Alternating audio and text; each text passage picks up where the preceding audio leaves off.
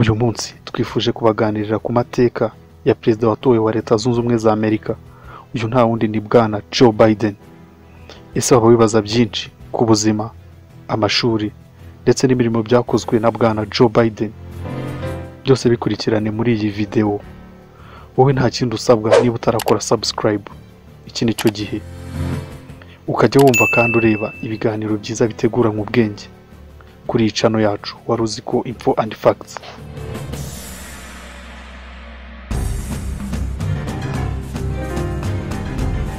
Joe Biden uyu amazina ye nyakuri yitwa Joseph Robinette Biden Jr. Yabonye izuba ku itariki ya 20 z'ukwezi kwa 11 1942. Avukira mu bitaro byitiriwe Mutagatifu Maria mu mujyi wa Scranton, aho ni muri leta ya Pennsylvania. Ngo burya imfura ingana na se, kuko ubwo se yitwaga Joseph Robinette Biden Sr.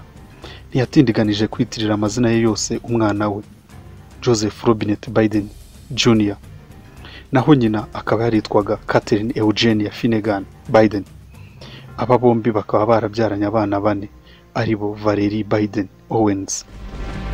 Uyu akaba ari we wari uri kwikubitira mu kwamamaza Joe Biden mu matora. Avukana kandi na Francis William Biden uzwi nka Frank, ndetse avukana kandi na James Bryan Biden uzwi nka Jimmy. Joe Biden akaba ari imfura muri uwo muryango. N'abandi bana Joe Biden akiri muto bamujyanye kwiga mu ishuri rya primaire cyangwa mu mashuri abanza, aho yize muri Archmere Academy, aho yari umwe mu bakinnyi ba football.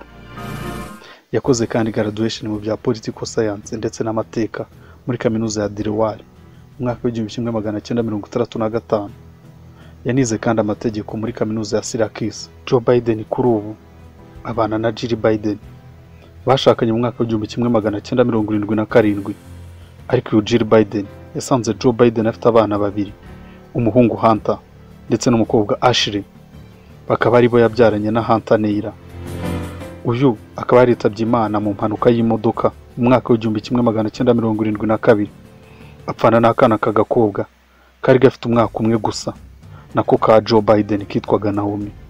Aba bapfuye nyuma y'ukwezi kumwe gusa Joe Biden atorewe kuba umwe mu basenateri ba Amerika. Undi muhungu bari barabyaranye na Hunter Biden ariwe Bo Biden yitabye Imana muri 2015 azize kanseri y'ubwonko.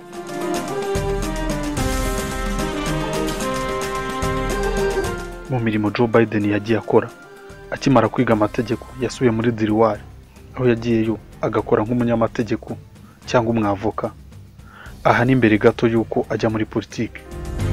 Aha yakoze mu kanama ngishwanama muri Newcastle kuva mu 1970 kugera mu 1972, aho yahavuye atorewe kuba umwe mu basenateri ba Amerika.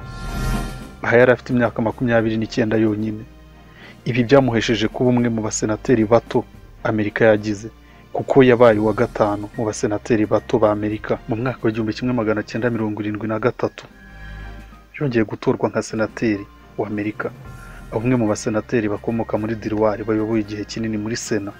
Byongeye kandi nyuma y'uko yari umusenateri yabaye na profeseri kuva mu 1991 kugera mu mwaka wa 2008 muri kaminuza ya Wilmington.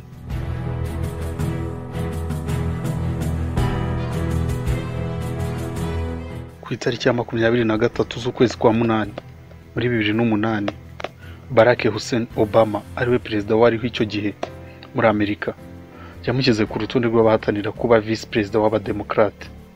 Haciyeho iminsi ine gusa, ubwo ni ku itariki ya 27 agirwa vice perezida. Muri 2012 kandi yarongeye aratorwa muri manda ye ya kabiri. Joe Biden bivugwa ko abaye perezida wa Amerika ugejeje ikirenge cye muri White House cyangwa Maison Blanche, yinjiza amafaranga make, kuko yinjiza asanga amadolari ya Amerika miliyoni 1.5 gusa. Perezida Joe Biden abaye perezida wa 46 wa Leta Zunze Ubumwe za Amerika. Akomotse mu ishyaka ry'abademokrate. Kuri ubu afite uburebure bwa santimetero 183. Akaba ari mugufiho inch 3. Perezida uriho Donald Trump akaba kandi afite imyaka 77. Yemwe akaba ari n'umugaturika.